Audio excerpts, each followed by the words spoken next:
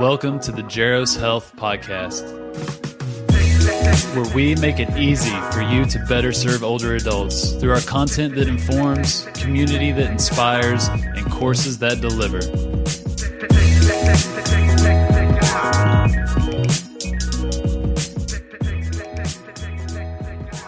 Hello, welcome to the Jaros Health Podcast, where we make it easy for you to better serve older adults. I'm your host, Nicole Nexon, and this is the State of the Sniff. In today's episode, we're going to finish the conversation that Sean Hagee and I had regarding soft skills, building therapeutic alliance, and a book we both read called Supernormal. When we left off part 1, Sean and I were discussing every therapist's major headache, compliance with a home exercise program. Before we jump back into the conversation, I do want to remind you that we do speak about mental health issues in these episodes, so just be aware of that going forward. All right, here we go. Well, and it's also being aware that patients will sometimes just tell you what you want to hear. And that's kind of the fun thing about being a PTA, is I will sometimes spend a lot of time with patients that the PT won't. And we'll say, how's the home exercise going? Are you, and then I'll stop and I'll look at them and I'll go, no, really, are you actually doing your exercises? Yeah. And that's just a fun thing that I've picked up from outpatient. I'd say probably 75% aren't doing them. Okay. And I'm like, no, you can be honest with me. I'm not going to get angry with you. What, are you doing them? And most people will just say, they're doing some, but not all. And I think that's something that we all have to keep in mind is like, we can have, like you said, the greatest plan in the world. What's the Mike Tyson quote? Everyone has a plan till they get punched in the mouth. The great philosopher, Mike Tyson. Yeah. But you can know all the right things and know everything about pain science. But if it doesn't connect with that patient, it's totally worthless. So yes, there might actually be a time for seated exercise, because seated exercises are better than them not doing anything, which is what they were doing. Yeah. So it's all about knowing, like you said, it's all about knowing. Some people do well if you get in their face and you confront them lovingly and challenge them. And then others, you have to have the kid gloves on.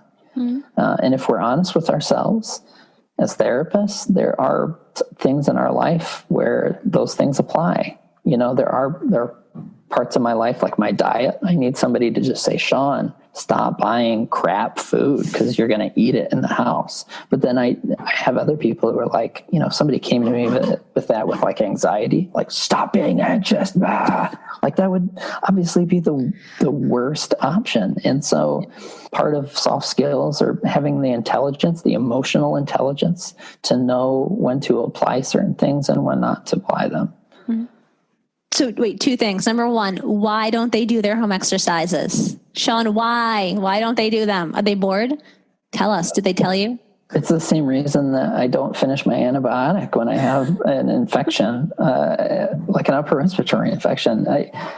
Part of it is just, as a person with ADD, poster child, like I don't remember to do anything. There are some days I don't even eat lunch, and I'm like, I'm shaking in the evening. Like, what is wrong with me? Oh, I only ate a piece of toast today. Wow. And it's something as simple as like just eating, which should be natural. So part of me wants to get on. I'm like, what the hell else are you doing with your life? Why aren't you getting up? But then part of me is like, nah, Sean, you're human too. You space out and play Sudoku all day or scroll through Twitter, or like I've got this great little nature setup at my house, so I could just watch the squirrels and birds all day and be content with that too. But when people are yelling at you, like, don't be anxious. I have people who insist on telling me things verbally when I'm like, no, send me a text of what you want me to do. And they're like, no, I'm just going to tell you. And I'm like, I'm not going to remember. Like, don't. I'm just going to tell you. And I'm like, all is lost. Forget it. You might as well just talk to someone like who's not here, because my brain is already shut off. Yeah. It's one of those things where I finally ended 15 years of marriage fights with my wife. Like, if you don't write it on the calendar and give me 15 reminders, I'm not going to do it. So let's just, at this point, let's just assume from now on, like, I can't believe you didn't remember, Sean, those kinds of things. Like, just bank on it. Like, if you don't, you can't tell me as we're going to sleep, hey, remember to do this tomorrow. I don't even know what I'm going to do an hour from now, let alone so it has to be written down and tattooed on my arm. Mm-hmm. And some patients are like that too. Just knowing that, don't take it personally that they didn't follow your very meticulous program that's very well researched. They operate on a different wavelength. Yeah. Oh my God. My husband's an engineer, and he was all upset one day that he's like, I can't believe you don't see this, blah, blah, blah. And I'm like, I have no idea what you're talking about. He's like, I'm just going to leave it until you find it. And Sean, there was a piece of paper on the floor in the hallway. He's like, you walked by it for 4 days. And I'm like, it was not important. But to his engineer mind, it was just the only thing he could see when he was in the hallway was this piece, and it killed him. It killed him for 4 days to leave that piece of paper on the floor that I just walked over and didn't even notice because I was chasing kids and lost in my own thoughts and brushing my teeth and Totally different perspective. And again, it wasn't anything malicious. It just, I didn't notice it. So I think the awareness of how people operate, just maybe you could just do this, or this is important. Maybe you have those conversations with your patients. They may not take it. They may not run with it, but you could just be like, this is important. Could you just try it? Mm-hmm. Maybe they will, maybe they won't. But yeah, I think the part about us taking it personally is huge. I know I do, for sure. I get invested in the idea of somebody's success with therapy being something that I can control, being a sign of how good I am.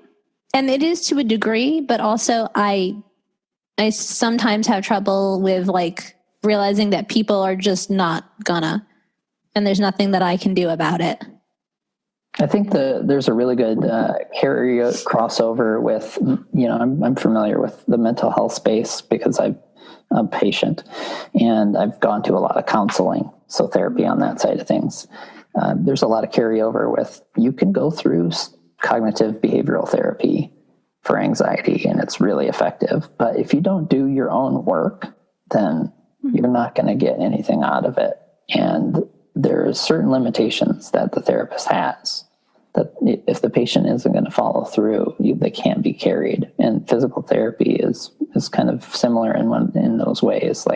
If they aren't going to follow through, and if you can't find that motivation switch and find something, then it's not going to happen. And it's not necessarily personal. Maybe they just aren't ready for change. Like the diabetic that is still slamming Coca-Colas because maybe they've got some other issue. Maybe it's depression and anxiety that's fueling it. So if you take away sugar, they're just find something else to kind of self-medicate or numb themselves until you deal with that underlying issue.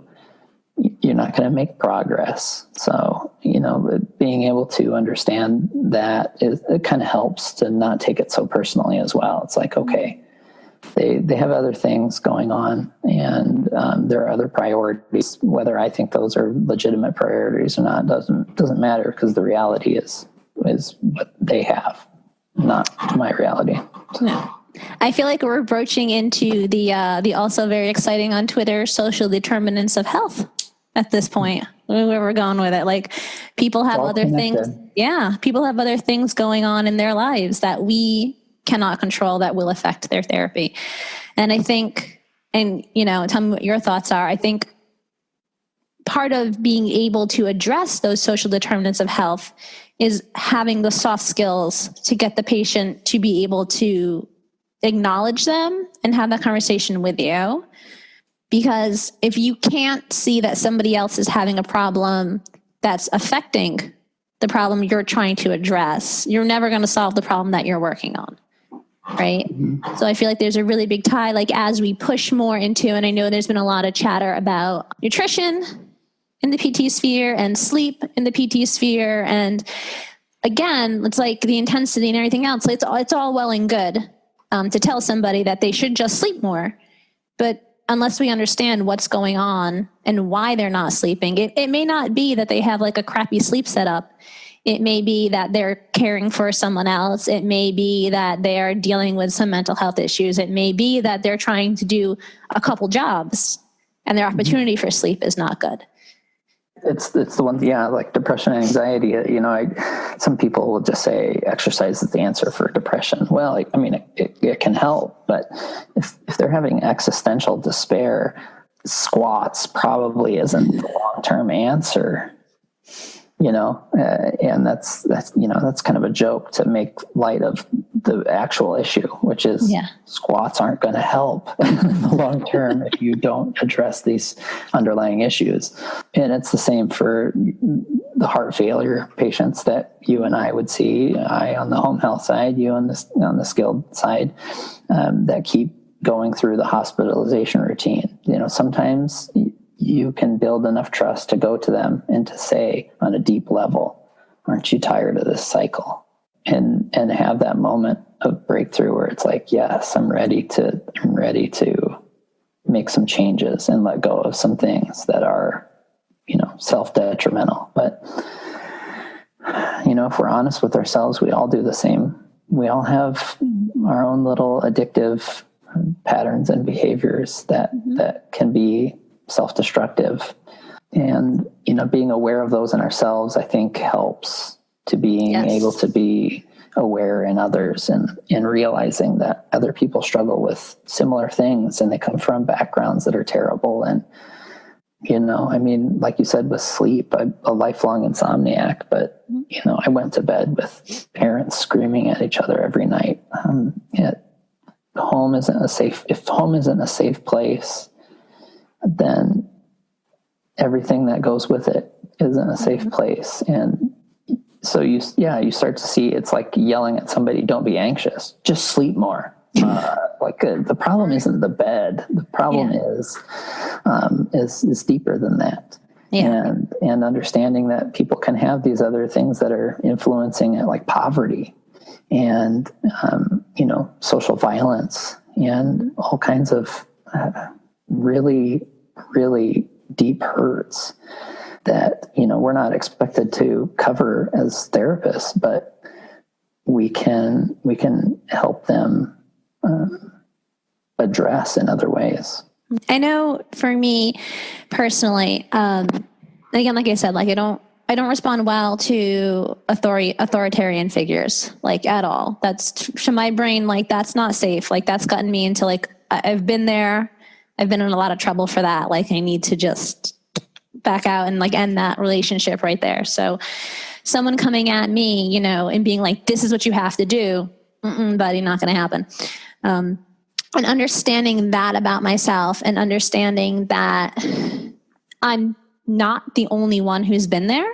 So sometimes you'll see especially very older women, significantly older, they didn't have, and you have to remember, they didn't have the opportunities that our generation does to get out of situations. So, we'll have these patients who are just crying and messy and or they're just very talkative with other women, but very quiet around men. And you can pick up something is off here. You know what I mean? Knowing that I'm not alone in that and that other people have been there, but other people didn't have the opportunity to learn that they weren't alone in it. They're still reaching out. There's people who are in there. I've seen women in their 80s who are still trying to reach out and get someone to listen. And sometimes I've had a therapy session where it was literally just somebody crying because I'm just crying and telling stories. I understand that I have the capacity to listen to that without internalizing. I'm at a point where I don't internalize that anymore. I can hear someone else's story and just be there. But for other people, that's not available. So understanding that people are coming to you with things that may not be resolved, even as older adults, even as like, you know, like they have these things built in. Like, why is she not sleeping at night? Okay, look at this history. Like, why is she so fearful of like her children not being around? Okay, look at this, you know? So it's like you take the pieces of someone's personality, and just, if you're just open to the idea that it's not all about you and it's not all about the therapy for them. Like, yes, you have that hour and you need to focus because God knows we're all under these productivity. You have a lot to do and you're super busy, but also like that hour, maybe it is like a lost hour. But that's okay because there's other things that you're addressing. And it's not going to be that quick, tidy cleanup that you want it to be, I think, is something big. Agreed. I mean, yeah, you said it perfectly. Sometimes the best PT session that I've ever had with a patient is I just held their hand while they cried. And that's where the moment of transformation happens. And there's a human connection and life grows again. You can always walk later. Like, let's be humans first, and have respect and give them that dignity because they deserve it. I agree. So I think we've really talked about like why we see these like skills as useful, but I did want to ask you, and it's in this article that you sent me that you wrote, actually talks about the top 10 of soft skills. Right. So we're talking communication, courtesy, flexibility, integrity, interpersonal skills, positive attitude, professionalism and responsibility, teamwork, and work ethic. Which ones do you think are actually taught in school? Like I think that we definitely get professionalism. I feel like work ethic is pushed really hard in our culture. And I feel like communication, school is very big on communication, just in general. What are your thoughts? Yeah. I mean, there's always a tip of the cap to ethics and those kinds of things, but flexibility and adaptability is usually overlooked because it's murky. And what we're teaching usually is a kind of a roadmap, do this and then this and then this. We're usually not going, and this is what you do when all bets are off. That's usually not. Teamwork is also, you know, as someone who's a PTA, we talk about that a lot more because being adaptable and supportive and collaborative is part of the gig. I guess you could say that falls under leadership skills as well, knowing when to delegate, how to manage properly without micromanaging and without being too hands off. Those are tricky things, you know. I agree. And then, what's the other thing? Just like, I just think number 5, like interpersonal skills, it's so broad: personable, sense of humor, friendly, nurturing, empathetic, self-control, patience, sociability, warmth. Like, that's so much. It's so much right there. And like I said, are you a person that patient wants to be around, or do they dread you? You know, I mean, like, how successful can your therapy be if they just like dread seeing you just because of your terrible interpersonal skills? You're just cold and just blah. Like, I don't care what kind of message you're bringing. If that's how you're bringing it, it's just going to be a dud. Have you ever had a patient like you just can't connect with? Absolutely. You've tried everything and like it's just not. Infuriating. It's just absolutely infuriating. You know, I'm just not going to be somebody's cup of tea. Maybe it's for reasons totally beyond my control. Maybe they just hate guys with beards, or you know, or maybe they've had a negative experience with guys in general, and so it doesn't matter how cool I am. Not very cool, but how you know, it just wouldn't work. Yeah. That was a really hard thing to be able to take. Is what happens when a patient says, I don't want to see that guy anymore. Like, oh, damn, that hit me right in the feels. Like, I take that personally. Yeah. But, you know, it's all about who you feel comfortable with. And it's not up to you to decide if they're comfortable with you or not. It's up to them. And being able to understand that, maybe I wouldn't be comfortable with just anybody if I was in their situation either. Okay. I get it. Did you keep them, or did you trade off to a teammate? Did you have a teammate to trade off to? Absolutely. Yeah. Because, well, you better believe that I got those patients from other therapists as well. I don't jive with that guy. What's the deal? That's fine. We don't take that personally here. I mean, we do, but I'm not. We don't tell them. But, certain people click with other people better, and that's okay. I mean, if that gets you better, faster, and that, helps you be healthier in the long run, then my ego can take a hit. It's all right. I've had patients where I could not connect. We just butted heads no matter what.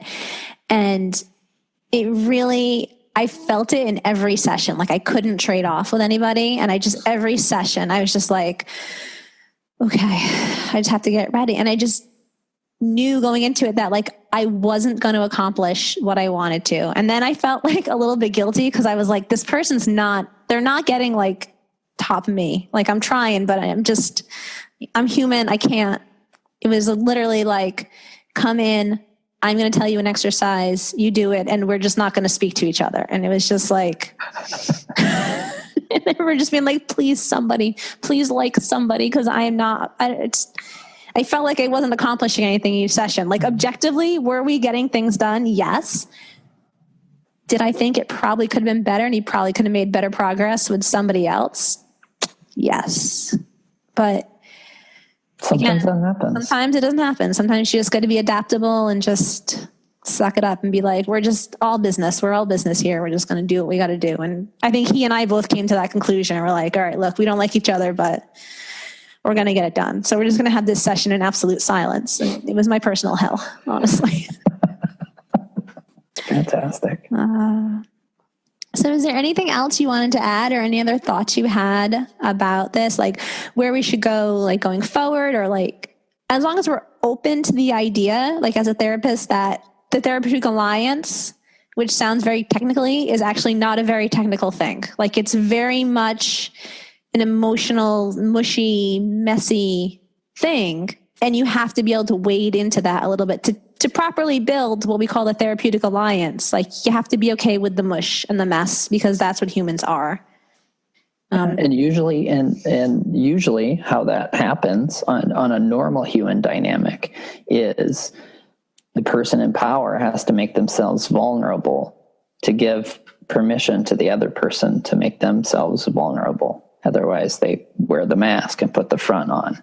Yeah. And if anything, it's to be mindful as a therapist that sometimes you have to give your patients permission to be vulnerable. And you might not realize that when you ask the question, the PHQ-2 is in the OASIS form on depression.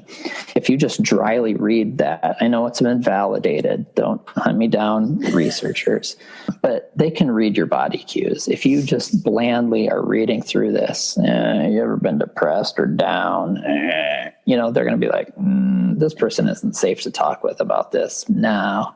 And then when I get there and I've got my depressive radar on, and I can sense that something's not well. And, I ask them point blank, because it built up some trust, and then they finally share, yeah, it's actually kind of bad. Realizing that you can give them permission to be themselves and let their guard down around you, and realizing how your own personality can affect that, how their personality can affect that, their background, their culture. And it's going to be messy, and there's no path. There's no like 3 steps to this.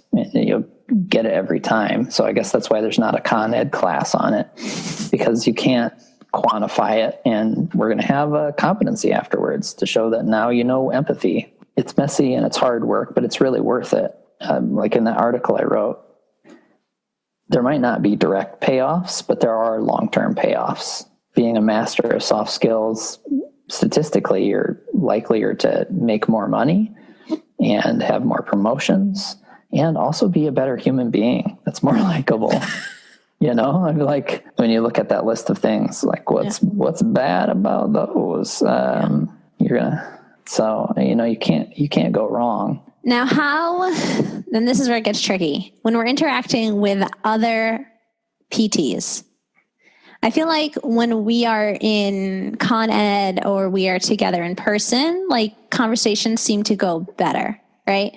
Then we translate this into like the social media aspects, which again are great because we can learn a ton from therapists that will never actually meet in person. And we can bounce ideas off people we'll never actually meet in person. But, you know, when you look at somebody on PT Twitter, you're also seeing like all their other stuff, you know? Well, you're seeing a curated version of them. Yes. You're not seeing necessarily them. So how do we promote conversation, like real conversation, in a format like that? Is it just a matter of us getting to know each other better and understanding that there's more to the human who's typing than that? Like, is it going to take more self-reflection by each of us to like not be led into those fights and like just kind of learn to like check ourselves? I think it just comes back to there's always going to be those limitations of that platform. I think there's a loneliness epidemic in the United States. I don't think PTs are exempt. And I think a lot of people go to it to find connection. And if you're going to it for the source to find connection, you're going to always come up empty and disgruntled because it doesn't allow for the depth that human connection allows. It's great for learning and other points of connection and finding like-minded people. And there's a lot of ways that you can find some depth, but in a general sense, it doesn't allow you. It's so restrictive that it doesn't really allow some of those things. I don't know if there's a way around it. Maybe there is. I mean, I'd like to think that we would all get better at it, but there's plenty of times where I'm a jerk and snippy and fire off something. It's just easier to fire off something on a phone, or it's easy to present yourself as an expert when you're not an expert, or, you know, as somebody who's really evidence-based, but, you know, in reality, how you practice is not how you present yourself on social media. But, I mean, we're navigating all those different variables. So I don't know if there's a good way around it. Yeah. Maybe the best way is just remember you can keep scrolling. Like you don't have to attend every fight you're invited to. Yes. That's some great wisdom. I wish I would practice that even more. Well, I want to thank you very much for agreeing to speak to me on this. My pleasure. We got somewhere tonight, you know, at least starting with things and getting people to like get this on their radar. You know, if we want to be addressing, you know, all the big things, if we want to be addressing the social determinants of health, and if we want to make PT like as patient facing as everyone's claiming it to be, we need to understand like what is underlying that, like what are all these factors and what are the patients actually bringing to the table. So I think it's fun. Like learn to embrace that and life will be so much more fun. Thanks again, Sean. Thank you. Thank you for listening to the Jaros Health Podcast. Go to jaroshealth.com to get the show notes for this episode and find out how you can join the Jaros community for free. You'll get access to our private Facebook group and the weekly Jaros Recap, where we share our favorite reads, podcasts, and any interesting conversations in the Jaros community that week. Once again, that's GEROS health.com. Thanks for listening.